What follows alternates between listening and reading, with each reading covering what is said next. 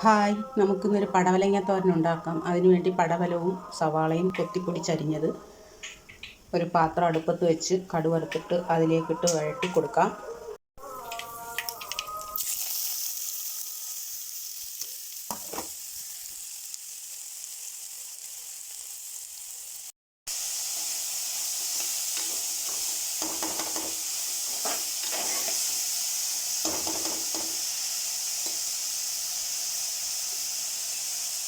ഇതിലേക്ക് ആവശ്യത്തിനുള്ള ഉപ്പ് ചേർത്ത് ഇളക്കി മൂടി വെച്ച് വേവിക്കാം.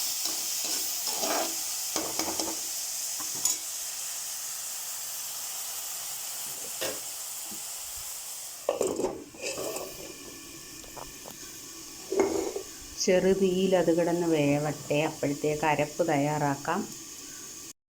തോരൻ ആവശ്യമായ അരപ്പ് തയ്യാറാക്കാനായിട്ട് മിക്സിയുടെ ജാറിലേക്ക് തേങ്ങ ചിരകിയത് ചേർത്ത് കൊടുക്കാം.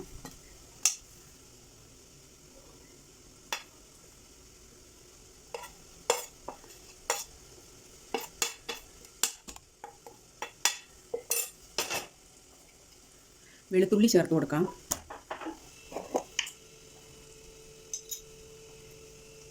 മഞ്ഞൾപ്പൊടി ചേർത്ത് കൊടുക്കാം.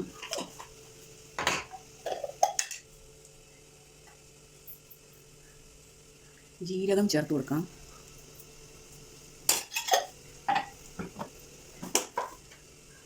മുളക് പൊടി ചേർത്ത് കൊടുക്കാം.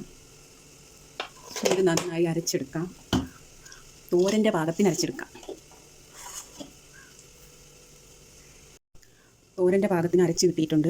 ഇനി തോരൻ തുറന്നിട്ട് ഇളക്കിയിട്ട് അതിലേക്ക് അരപ്പ് ഇട്ട് കൊടുക്കാം.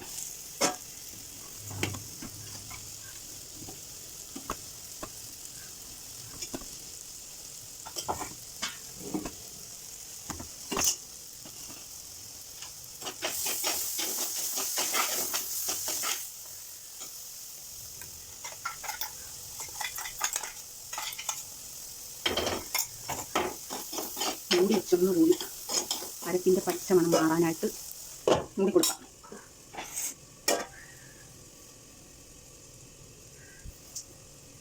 അഞ്ച് മിനിറ്റ് അങ്ങനെ ഇരുന്ന് വേവട്ടെ. അപ്പോൾ തോരൻ റെഡി ആയിട്ടുണ്ട്. തോരൻ്റെ മൂടി തുറന്ന് അതിലേക്ക് കുറച്ച് കറിവേപ്പില ഇട്ട് കൊടുക്കാം. അത് നന്നായി ഇളക്കാം.